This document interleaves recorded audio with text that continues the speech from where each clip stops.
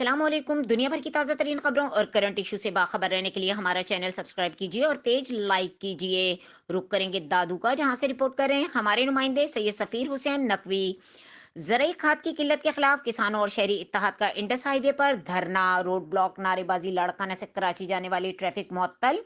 मिहिड़ में ज़रूरी खाद की किल्लत के खिलाफ शहरी इत्तेहाद और किसानों की जानिब से नियाज अली बरोड़ो और दीगर की क़यादत में इंडस हाईवे पर धरना देकर रोड ब्लॉक कर दिया गया और मुख्तियार कार महेड़ के खिलाफ सख्त नारेबाजी की गई। लाड़काना से कराची आने वाली ट्रैफिक मुअत्तल हो गई। मुसाफिरों को सख्त परेशानी का सामना करना पड़ा। मुजाहिरीन ने मीडिया से बात करते हुए कहा कि खाद के डीलरों ने कहा कि खाद छुपाकर महंगे दाम फरोख्त कर रहे हैं और असिस्टेंट कमिश्नर और मुख्तियार कार महेड़ डीलरों से कमीशन लेकर गरीब किसानों की फसल तबाह करने की साजिश कर रहे हैं। उन्होंने आला हुक्काम से मुतालबा किया है कि राशि ऑफिसरान और खाद ब्लैक मेलरों पर फरोख्त करने वाले अफराद को खिलाफ कानूनी कार्रवाई की जाए। गरीब मिस्कीन किसानों को भूख और बदहाली वाली जिंदगी से बचाया जाए। दूसरी जानिब असिस्टेंट कमिश्नर मेहर डॉक्टर ईसा खान की यकीन दहानी पर मुजाहिरीन ने धरना खत्म कर दिया।